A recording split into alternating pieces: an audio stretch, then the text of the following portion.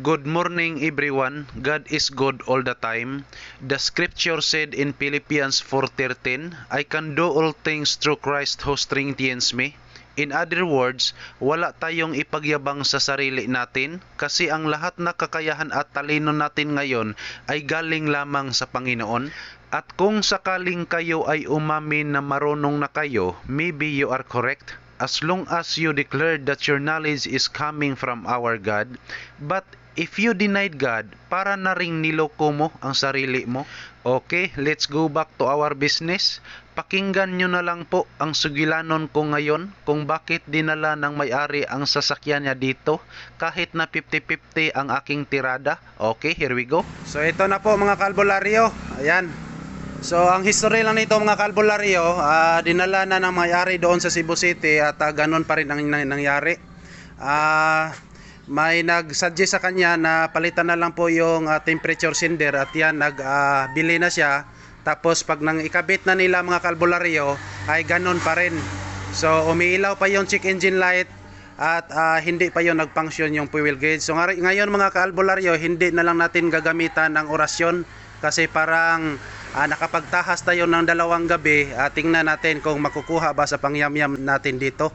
So ngayon mga kaalbularyo, ipakita ko sa inyo kung ano talaga ang main concern ng may-ari. Ignition on tayo. Yan, naka-ignition on yan. Start. So ngayon mga kaalbularyo, napapansin nyo na patuloy pa ring umiilaw yung check engine light. At sa ganon, nakita din natin mga kalbularyo na hindi yan gumagalaw ang temperature natin. Ayan o. So ngayon mga kalbularyo, tingnan natin doon sa makina mga kalbularyo kasi ang sabi ng may-ari nito ay nagpalit na sila ng temperature sender. So hanggang ngayon umiilaw pa rin ang check engine light at hindi pa gumagana ang temperature gauge. Okay po. So tingnan natin. So ito na po mga kalbularyo. Yan o. So kita naman natin mga kalbularyo na ang temperature sender ay bago na. Ayan o. So bago na. So ito po ang binili ng may-ari. Tapos nang naikabit na nila ay wala pa ring nagbago. Yan o. So ngayon mga kalbularyo, alam naman natin na ang Honda mga kalbularyo ay meron tayong tinatawag na engine coolant temperature sensor. So kapag hindi yan gumagana ang gauge natin mga kalbularyo, hindi lang pwede na ito lang ang titingnan natin. So pati na yung engine coolant temperature sensor ay tingnan natin. Pag naputol yan or pag nag-lose contact yan ay talagang hindi yan gumagalaw. Napapansin nyo mga kalbularyo, medyo masikip dito.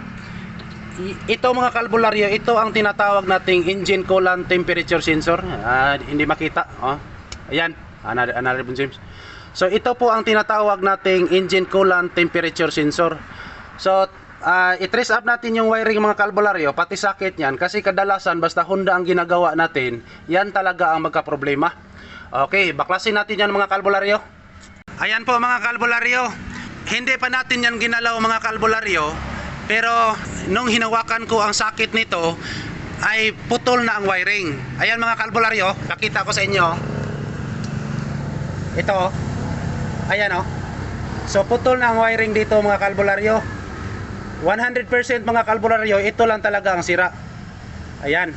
So itry nating idugtong ito at ipakita ko sa inyo kung may development na ba sa hula-hula natin. Baka makukuha ng patsamba natin dito. Ito po ang sakit doon sa engine coolant temperature sensor. Ayan. So ito po ang wire nya. Napuputol na mga kalbularyo. Yan. So ito lang ang nakita nating problema sa ngayon. So palitan natin to mga kalbularyo. So ayan na po mga kalbularyo, ito ang ikabit natin. Bago na po ito.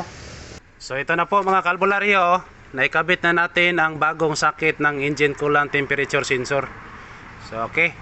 So tingnan natin mga kalbularyo, i-try nating pandarin.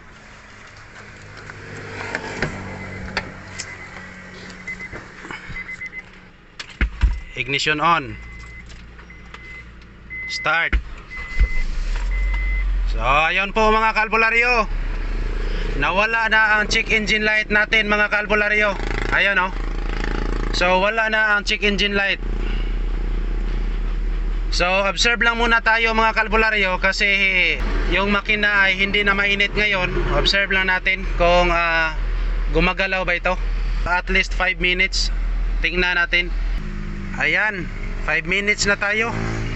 So nakikita nyo mga kalbularyo ay umaakyat na ang gauge natin. Kasi kanina mga kalbularyo, itong needle na ito ay dito sa C. Dito po nakapuntarya sa C. So ngayon mga kalbularyo ay umaakyat na. So yan lang ang ginawa natin mga kalbularyo. Okay po, problem solved na naman tayo po dito. Okay, maraming salamat po. As always, God is good all the time. To God be all the glory. Maraming salamat po.